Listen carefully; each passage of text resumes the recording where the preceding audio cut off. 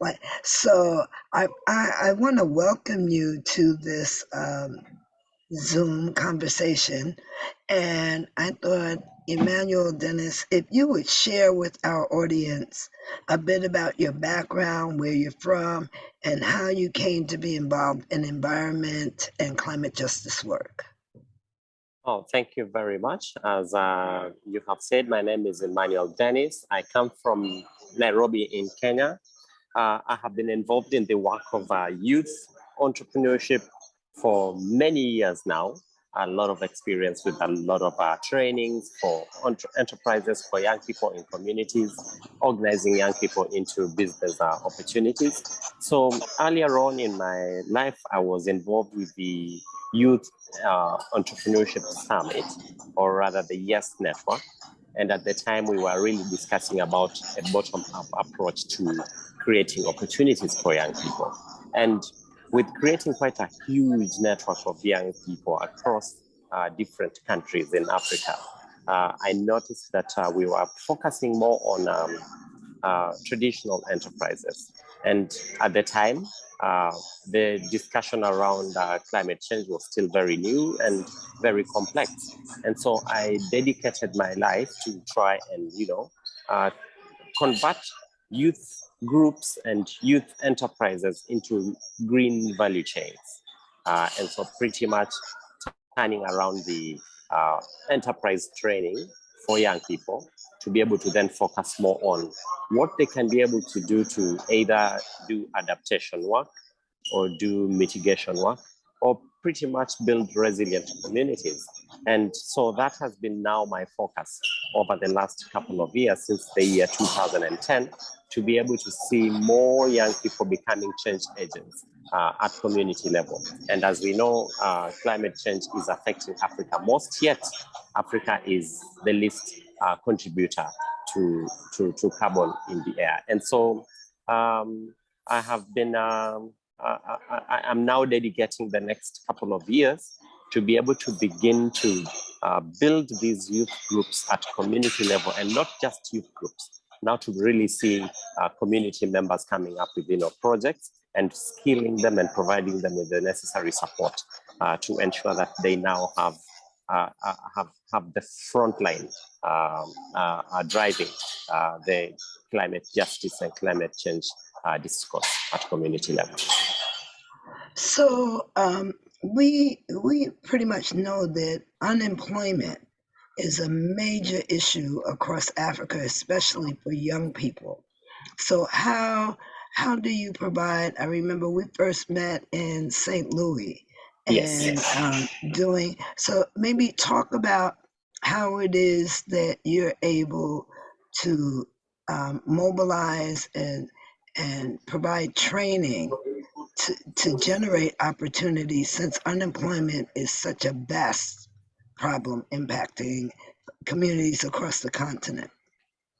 So indeed, currently we have, with the advent of COVID, the situation of unemployment in communities has actually even skyrocketed.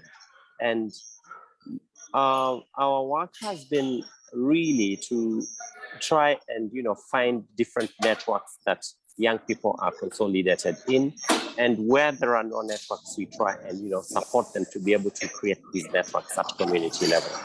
And right now, we are, through the Green Teams initiative, we are launching what is known as the Greening Climate Actions Program. That is going to run at community level. And within the Greening Climate Actions Program, it's going to be divided into three parts. The first part is on mitigation. The second part is on adaptation. And the third pillar is actually on resilience. And within these three areas, we find that there are opportunities that we can be able to create, not only to call young people to come up in action, to be able to call for climate justice, but rather to also focus more on projects that they can be able to do at community level, social impact projects that will have, a positive impact on their environment at community level.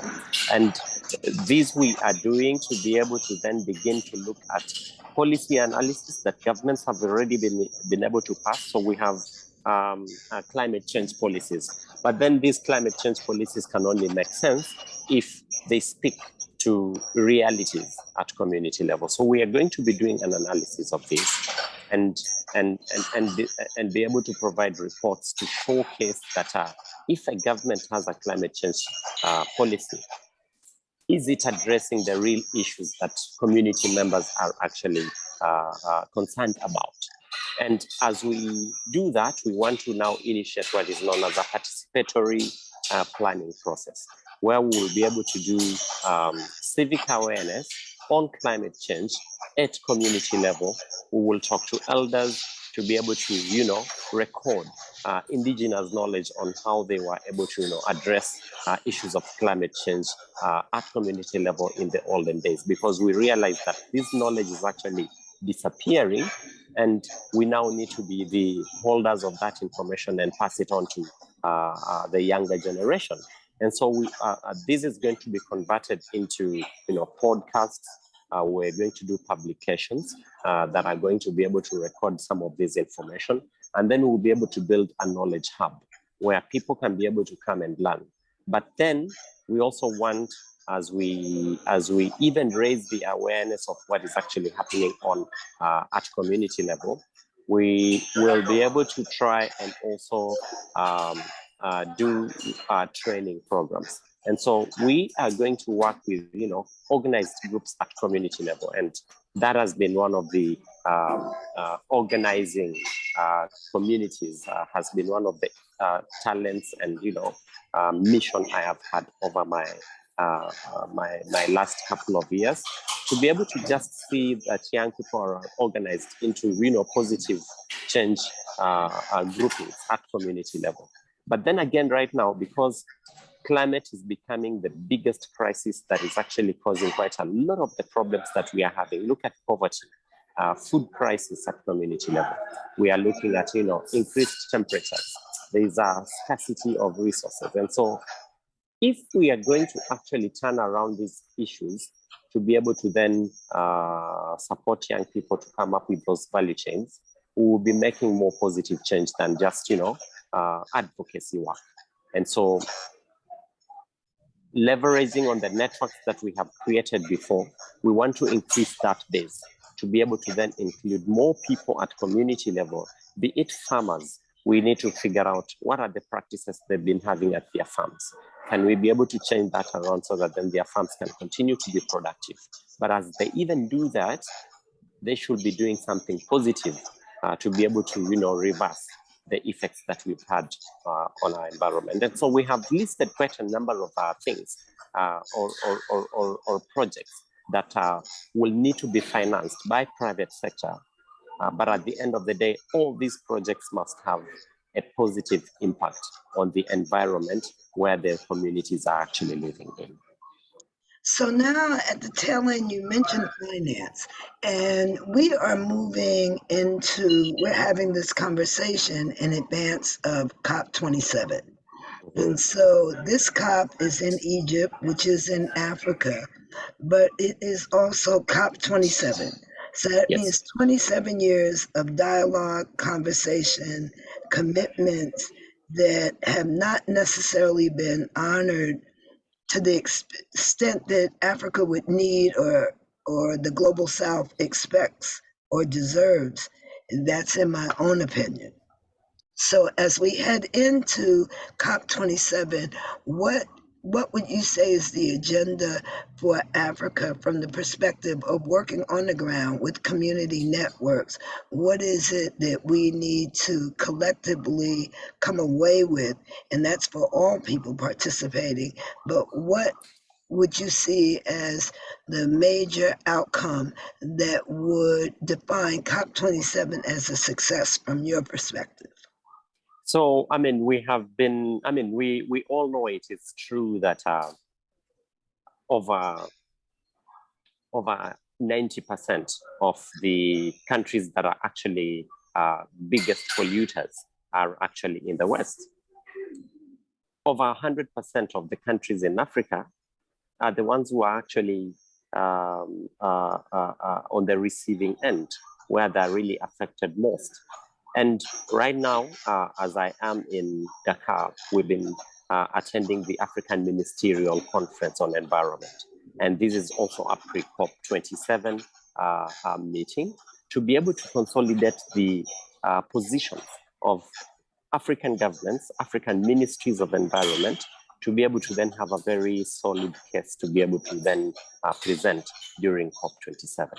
But as Africa, we need to know exactly what we are asking for. We need climate justice. There are commitments that have been, from Glasgow, from Paris to Glasgow. There are some commitments that were given to certain nations to ensure that we get climate justice in Africa. But quite a number of these commitments have not been honored. And so we need to see action. More than rhetoric, we need to see action. But then a united Africa with its own agenda on exactly what they want to do at community level would be more consolidated, because at the end of the day, we see quite a lot of negotiations going on at COP27. While right now there is a consolidated effort to see that we have a common position. However, when we get to COP27, we see a manipulation of the bigger countries like the United States going to talk to individual countries and scattering them. So this time around, we really need to see a united force from Africa, supported by civil society, supported by private sector, to ensure that we have a common position. And that common position should not be rescinded by the big nations who are actually the biggest polluters. However, for me, and for the situation that we have in Africa today, we need to also see that we need to see action from individual countries at local level, supporting different initiatives that are actually addressing these issues. And there comes climate financing in all these issues. How do we ensure that we empower more community members, more community groups to be able to come up with real projects that will be able to then reverse the effects that we have on the environment? Because we can talk and talk and talk all policy issues, meet in conferences, but if we don't translate that into real action, real projects that are going to be able to begin to see a reversal of the effects that we've had, and it is possible that we can be able to do that. And so that would be what I would want to see coming out of Egypt, seeing more commitment going into real projects, and these real projects being financed so that then we can be able to have a reversal of what is actually going on. So, do you have experience with projects that have been successful? Because oftentimes, especially from the West, people will think, oh, either the issue is so big it's insurmountable, or the people are so poor they can't do anything. Have you, over the years, have there been success stories that you can share? And when thinking of adaptation and mitigation, which is a term of art for those of us that work in the climate space. So it's just on one side prevention, and the other side preparing for that which we couldn't prevent. So, are there projects in each of those areas that you might point to that you consider to be success, and ways in which you can imagine initiative scaling? Yeah, for sure. I mean, I'm currently involved in one of the projects that is actually doing chlorination, water chlorination at water sources in Africa. And this has been one of the biggest projects that is actually benefiting from carbon credits. And so by using chlorine dispensers at community level, you eliminate the whole aspect of community members using open fires to boil their water. So you provide them with safe water using chlorination, and at the end of the day, you actually reduce drastically the dependency on firewood, the dependency on cutting down trees, and that way you see more thriving communities. So we have, renewable energy projects that are currently being done on a large scale, but they could also equally be done in a very small scale at community level. We need to reduce the dependency on, synthetic fertilizers that are coming from the West by spoiling our farms. And that way, if we use organic fertilizers that we can be able to manufacture locally, we'll be able to not only create opportunities for the enterprises that are manufacturing organic fertilizer and thus creating jobs, but we will also see productivity in farms. And that way you'll be able to create food security for our communities. And that will have a very large impact on millions of people who are actually starving today. We have other, like cook stove projects. We have tree planting projects that can actually, and when today we see quite a lot of people planting trees, but there are other trees which are actually destructive to the environment. And so we need to be able to know exactly what kinds of trees we are planting so that then they actually rejuvenate our soils. They will be able to turn around what we have. So we have quite a few examples of research projects that are touching on, agriculture, that are touching on manufacturing, that are touching on quite a number of, development pillars that we can be able to implement in a very small scale or even a large scale that will not only create opportunities for young people and community members, but will also be seen to have a very big impact on the destruction that we have seen happening around our environment at community level. So we have these, and we continue to do research and development. Developing research papers to be able to create, to be able to find more other opportunities. Like for example, today we have the issue of plastics, which is one of Your the volume biggest... went down just a bit. Oh, sorry. Can you hear me now? It's Is it still okay down now? a bit. No, it's Oh, still low. It's still a little bit low. oh. How about now? Yeah, that's better. Okay. So we are doing more research, and I was actually pointing out to the issue of plastic pollution. We have community youth groups that are actually collecting plastic, but we can also, create opportunities where we can sort our waste at source. And, like for example, currently we are dependent on plastics and they're polluting our seas, they're polluting our lakes, and really causing quite a huge destruction across. And so we need to now stop using plastic and getting into more, biodegradable material that will be able to help, our communities. So these are real projects that we can be able to do. We can do quite a lot in terms of city planning. For example, Kenya today is developing 47 towns or 47 counties. We do not need to do the same mistakes that other countries have done by ensuring that we actually build green cities. And with green cities, we'll be able to see more opportunities, more green opportunities being created for our communities to be able to thrive in. So we have an array of projects that we think can be implemented and will be able to have an impact on millions of people, only if we be able to get that policy support, but also, that support from private sector for these projects to actually be implemented. So interestingly, the minister's climate meeting is there in Senegal, where we know Senegal has recently discovered, I know oil, and I believe oil and gas. And so, which is a fossil fuel or fossil fuels that cause a bit of the problem. What is your thinking around the discovery of potentially vast amounts of fossil fuels in an African nation?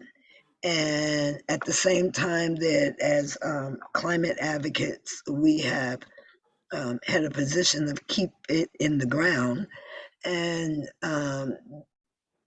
swirling around now are things like carbon taxes, all sorts of ways to kind of get around leaving it in the ground.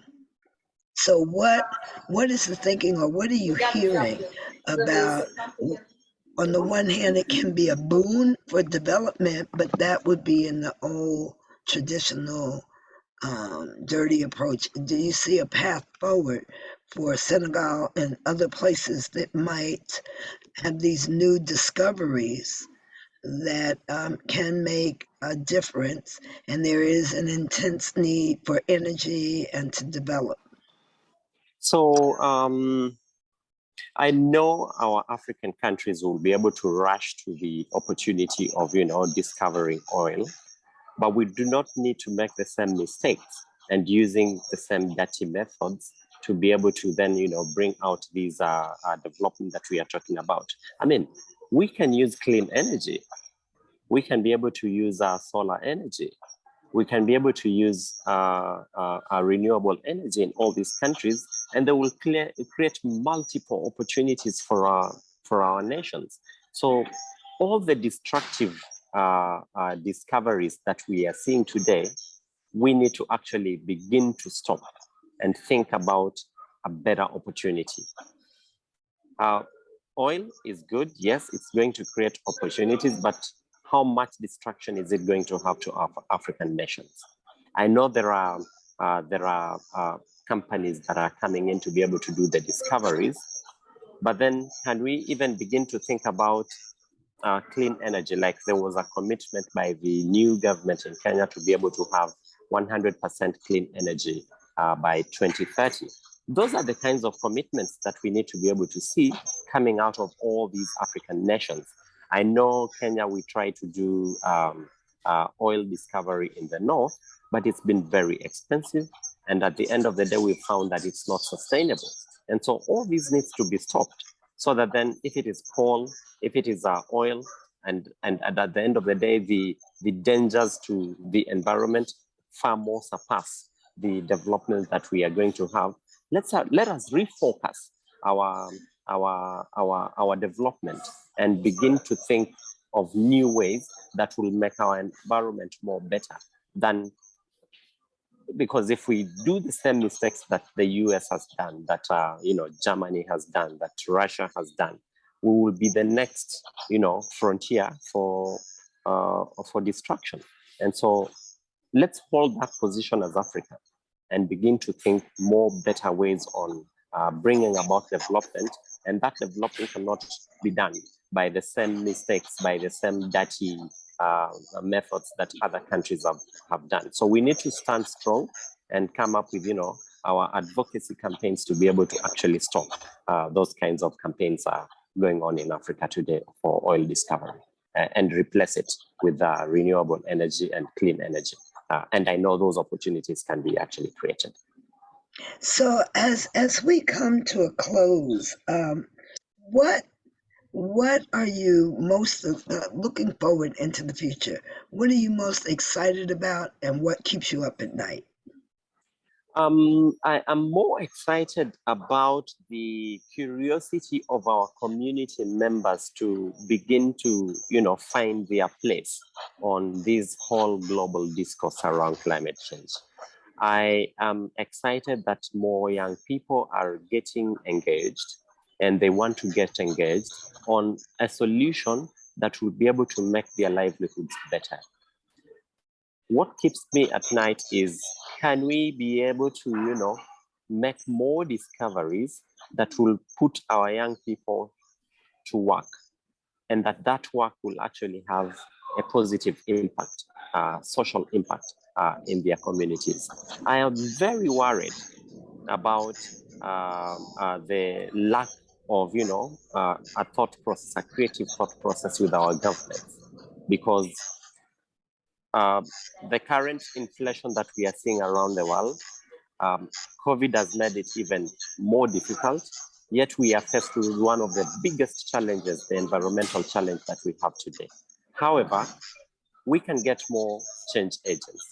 We can get more communities to become communities of practice for more productive ways on how we can be able to rejuvenate our environment. And that keeps me awake. That gives me hope that we can be able to have more people, joining this movement to be able to begin to see a new future. And that new future, it's more urgent today than it was.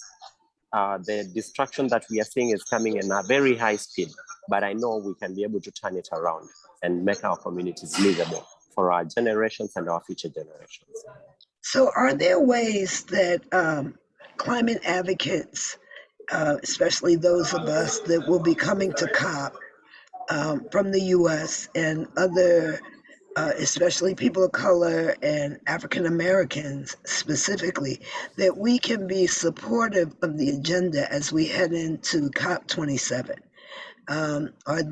Can you imagine ways in which we have a unique relationship with our government because it is our own. But as we talk about a collective agenda, could you imagine African and people throughout the diaspora aligning with that unified African agenda and perhaps coming away from COP with a success in that regard? COP is coming to Africa this time around. We need, and I know the diaspora plays a very, very positive role in development because of, remittances that are coming back into Africa. And as we even send those remittances, as diaspora sends those remittances into Africa, can we begin to think about, supporting projects that will have a positive impact on our environment? But as we even go to COP27, can we create side events with indigenous groups from Africa, begin to understand what they are doing and mobilize support from out there so that then these real projects that are actually going to transform our communities are given the support that they need in order to be replicated at community level. But also we need to share. We need to be able to share, but also put a lot of pressure to our governments in order to begin to refocus on to, supporting real projects that are actually going to have a positive impact. I know there are bilateral conversations that are ongoing. There are countries who are, receiving resources from, World Bank and all, but quite a lot of this impact is not actually being seen on the ground. But by connecting real groups to the diaspora, real groups and real projects to, the kind of support that is available would be a good way to be able to network and understand intuitively, but also just breaking down that language, that very complex language that has been left to scientists and activists, so that then even more community members can be able to know what their role is on climate change, but then in a more simple way for them to be able to then come up with ways in which they can be able to contribute towards that.